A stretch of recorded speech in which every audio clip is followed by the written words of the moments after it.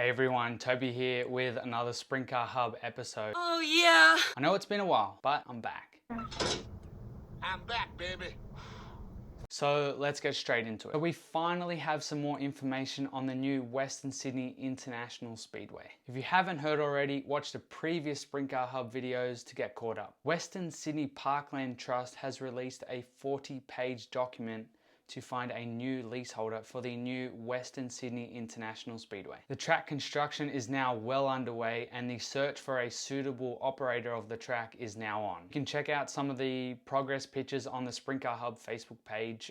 Write in the comments what you think of them. So let's get into the document. Anyone interested in the gig will have until 3 p.m. on the 31st of March to put their hand up for the gig. So if you're interested in it, you've got 6 weeks to put in an application. The document states that the Western Sydney Parklands Trust hopes to enter into an agreement with a speedway operator by sometime in June. So once they've decided on an operator in June, you then have until September to run the speedway. That only allows at most 3 months. Personally, I think it's a really tight time frame. The real problem for me here is the time that the operator will have to prepare for an entire season. Let's be lenient here. From early June, let's say June 1st, you've got June, July, and all of August, right up until the first week of September, to then be ready for a race season. I'm pretty confident that the track will be ready according to their schedule. Whoever the leaseholder is will have to buy track equipment, hire staff, attract sponsors, work with clubs to prepare an entire schedule, and get a handle on running a brand new speedway.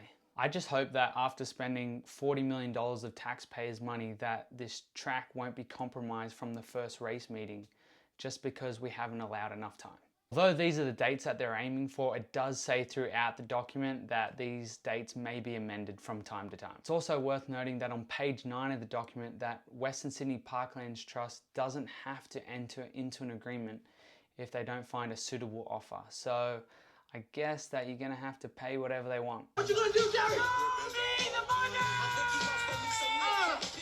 So they could end up with this speedway and no one operating it. Oh, won't somebody please think of the children? Let's look into the document a little bit more. For the average speedway fan, in the document there's a lot of jibber jabber. Cut out the jibber jabber. So I don't really blame anyone for not reading the entire thing. I will say that looking at this here makes it very enticing for interstate or international speedway fans to make a trip to Sydney. There's lots to see and do. There are some pretty cool renderings that I saw which make me really excited. I guess the only way to describe my excitement is that I have a massive erection.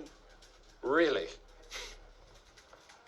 I was surprised not to see a big screen in this list of included infrastructure. I feel like if it was going to be part of the build, then it would have been mentioned there. Although when you look at the cover of the document, it shows something that looks like a big screen on the infield, much like how it currently is at Valvoline Raceway. And then on pages 4 and 5, it's missing again. So are we getting a big screen? I don't know. Do we want a big screen? Yeah. It's worth noting this little message below though. Basically, these are just artist impressions, which is great because these sprint cars look shit. I'm not sure why there's trees and plants here. They're gonna be covered in dirt pretty quickly. And obviously these people have never been to the speedway because they're wearing white. Page 17 tells us what the track will be like. A few comments we got on the Sprint Car Hub Facebook page were asking about the bike track and the main track size, so all the info is right there. There's an asbestos management plan, which I mean, just don't touch it. Don't touch it! All right. There. I was at about 6 there. You don't want to see me go to 10. Now for probably the most interesting part of the entire document. Page 22 mentions the speedway lease terms. Most notable is that Western Sydney Parkland Trust are looking at a period of 8 years and that there will be no option to renew the lease. I might be reading it wrong, but that seems pretty crazy to me. Imagine having the speedway for 8 years and making it a successful, viable business, putting all your money and effort into it, and then you've got to say goodbye to it.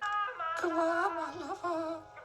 Goodbye, my friend. Does seem a bit odd to me. Page 23 continues with what's expected of the leaseholder. I've had some talks with some people that are quite experienced with running speedways. One of their major concerns was that the site will be used for non-speedway activity. So it's good to see that the proponent will have to submit an operational plan, and that first up on the permitted use list is to conduct speedway racing. On to page 24, and that lists some things that mean that the speedway at Eastern Creek will have to operate a little bit differently to how Valvoline Raceway at Parramatta operates. It says that the new speedway operator at Eastern Creek will basically have to work with the other motorsport operators within the precinct, mainly the operators of Western Sydney International Dragway and the operators of the supercar circuit. From what it says here, it's not just for major events but for all events. Basically, each operator is going to have to work together when it comes to things like car parking, traffic, noise pollution, dust, and the like. There is then section 6, 7, and 8, which tell us about proposals, how potential leaseholders can lodge a proposal, and how they will be evaluated. And then section 9 talks of the general RFP terms, which is again, lots of technical jargon that the average Speedway fan doesn't really care about. One thing I did notice though is that they will not be allowing anyone to visit the site while it is being constructed. Imagine trying to get a lease for something for 8 years that's worth $40 million and you don't even get to look at the site in person. Seems a little crazy to me. And that's pretty much the end of the document. Applications close in 6 weeks, and then we have another couple of months at least until we find out who the new operator is. So there's some pretty exciting times ahead. I'm so excited, and I just can't hide it. Until then, keep up to date on our social media pages on Instagram, Facebook, Twitter, YouTube. Send me a message. I'd really like to hear what you think of the videos. Let me know what you want to see in the videos. And until then, I'll see you next time.